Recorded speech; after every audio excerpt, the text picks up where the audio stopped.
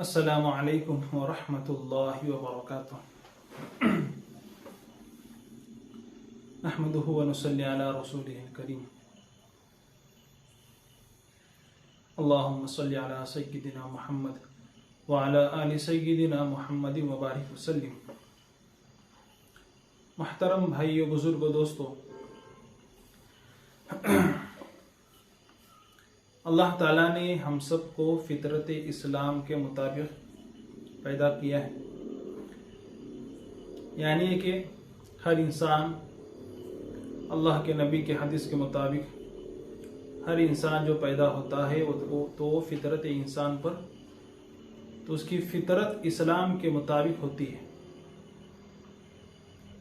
ये बहुत बड़ी अल्लाह की नेमत है। और इस्लाम, दीन इस्लाम ऐसा अजीम दीन है और ऐसा अजीम दीन है कि इसका एक एक पहलू अल्लाह ने इंसान की हर छोटी से बड़ी फितरत के मुताबिक बनाया है। यानी कि उसका मतलब ये है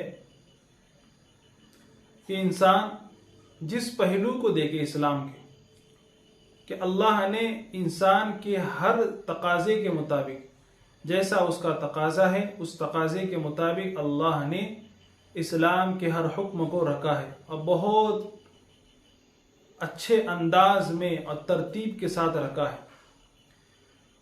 मसलन नमाज ही की मिसाल ले ले। हदीस के मुताबिक जो नमाज फर्ज हुई थी वो 50 मरतबा थी, तो कम होते होते 5 रह गई।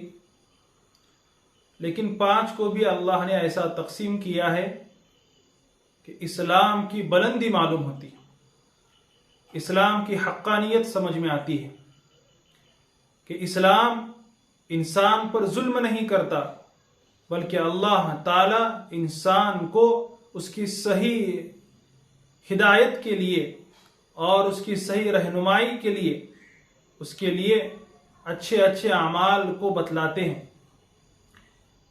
कि हर इंसान किस तरह से मुकम्मल तौर से सही रास्ते पर चले और किस तरह उसको अपनी मंजिल मिल जाए।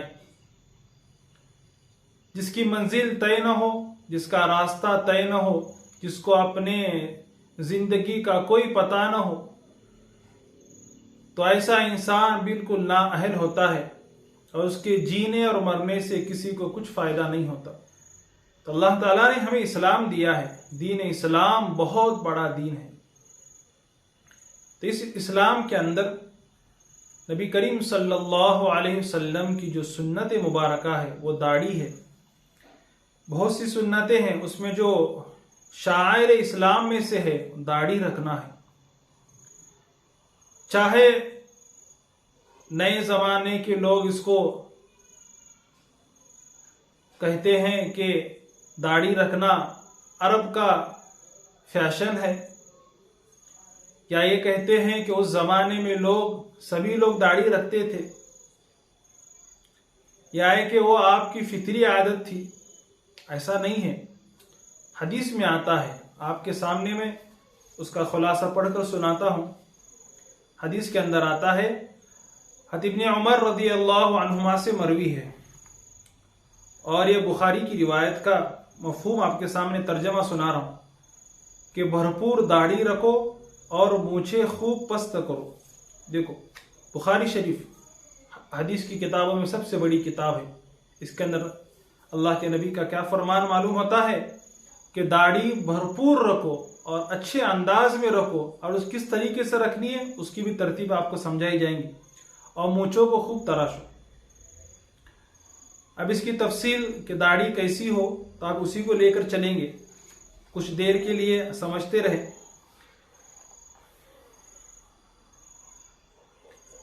दाढ़ी जो है ये अंबिया की सुन्नतों में से बड़ी सुन्नत है, दाढ़ी रखना।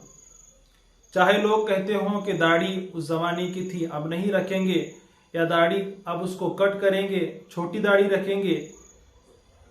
अलग अलग नए नए दौर के नए नए फितने पैदा होते हैं, तो उसके साथ इस्लाम कमजोर नहीं होता। हमें तो इस्लाम के मुताबिक रहना है। दाढ़ी की मिकदार क्या है? तो दाढ़ी की शरई मिकदार जो है, उसकी जो रिवायत है हज़रत अब्दुल्लाह इब्ने उमर रदियल्लाहु अन्हुमा से मरवी है। फरमाते हैं कि रसूलुल्लाह सल्लल्लाहु अलैहि वसल्लम दाढ़ी के अर्ज व तूल को तराशा करते। मतलब ये जो दाढ़ी है, इस दाढ़ी के इस किनारे को और इस किनारे को जो बड़े बड़े बाल थे जो बेतरतीब होते, तो उसको तराशते थे ताकि दाढ़ी खूबसूरत और अच्छी मालूम हो।